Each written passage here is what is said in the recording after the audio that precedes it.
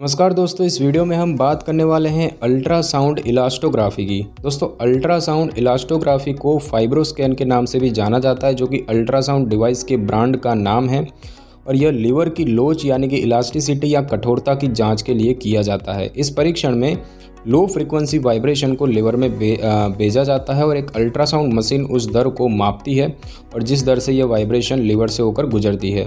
और इस टेस्ट के ज़रिए लीवर की लोच के बारे में जानकारी मिलती है, जिसे कि कंप्यूटर स्क्रीन पर देखा जा सकता है। लीवर फाइब्रोसिस के मामले में यह टेस्ट किया जाता है। फैटी लीवर के कारण फाइब्रोसिस हो सकता है और यह एक ऐसी स्थिति है जिसमें फैटी लीवर के सामान्य ऊतकों की जगह ले लेता है। मतलब जो फैट होता है वो लीवर के सामान्य ऊतकों की जगह ले लेता है और इससे लीवर में खून के प्रवाह में कमी के कारण स्कार टिश्यू इकट्ठा होने लगता है और यदि इसका इलाज ना किया जाए तो इसके कारण लीवर फेल हो सकता है और इसीलिए इसका शीघ्र निदान और उपचार जरूरी होता है। तो अल्ट्रासाउंड इलास्टोग्राफी कौन नहीं करवा सकता? तो कुछ स्थितियों वाले लोगों में अल्ट्रासाउंड इलास्टोग्राफी से बचा जाता है, जैसे कि पसलियों में जगह कम होना, पेट में तरल पदार्थ होना जिसे जलोदर कहते हैं, दिल की धड़कन रुक जाना यानी कि हार्ट फेल्यूर, बहुत ज़्यादा मोटापा होना, पीठ के बल लेटने में असमर्थ होना, लीवर में गंभीर सूजन यानी कि हेपेटाइटिस और लीवर में आयरन अधिक जमा होना। दोस्तों, ये अल्ट्रासाउंड इलास्टोग्राफी क्यों की जाती है? तो कुछ स्थितियों में आपके डॉक्टर इस टेस्ट का सुझाव दे सकते हैं। कुछ लीवर की बीमारियों का पता लगाने के लिए, यदि आपको इनमें से कोई लक्षण दिखाई देते हैं तो जैसे कि पीलिया हो यानी कि त्वचा और आंखों का पीला पड़ना, वज़न कम होना, नक्सीर यानी कि नाक से बहुत ज़्यादा खून बहना, आसानी से नील पड़ना, उलझन होना, पैरों और पेट में सूजन होना, खुजली, थकान या फिर भूख कम लगना। उपचार प्रतिक्रिया की निगरानी के लिए भी ये किया जाता है। लीवर की बायोप्सी का मार्गदर्शन करने के लिए भी किया जाता है और साथ ही साथ जलोदर जैसी जिगर की बीमारी से संबंधित जटिलताओं के जोखिम का पता लगाने के लिए भी ये टेस्ट किया जा सकता है। दोस्तों, बात करते हैं अल्ट्रासाउंड इलास्टोग्राफी की तैयारी कैसे की जाती है। तो अल्ट्रासाउंड इलास्टोग्राफी की तैयारी के लिए आपसे कुछ तरीके अपनाने को कहा जा सकता है, जैसे कि टेस्ट के लिए आपको ढीले और आरामदायक कपड़े पहनने को कहा जाएगा। अस्पताल का गाउन भी दिया जा सकता है। डॉक्टर आपको टेस्ट से पहले मीठे पेय पदार्थ लेने से मना कर सकते हैं। टेस्ट से पहले 6-8 घंटे तक उपवास रखने को कहा जा सकता है और आपको टेस्ट से पहले वसा रहित भोजन के सेवन के लिए कहा जा सकता है और यदि आप गर्भवती हैं तो अपने डॉक्टर को पहले ही सूचित कर दें।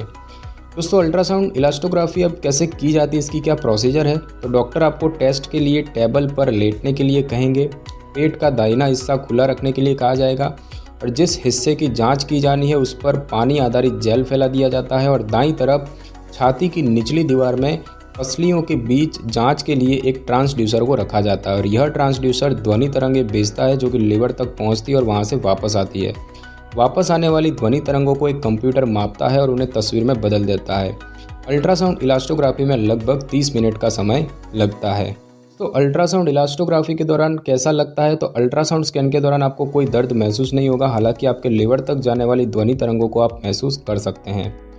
दोस्तों, बात करें इनके परिणाम की, इनके रिजल्ट की, तो इलास्टोग्राफी के परिणामों को किलो पास्कल में मापा जाता है और इसकी सामान्य सीमा 2 से 7 किलो पास्कल के बीच होती है, जिसका मतलब है कि स्कार बनने के संकेत नहीं है और 7 किलो पास्कल से अधिक होना एक संकेत है जो कि फाइब्रोसिस मौजूद है।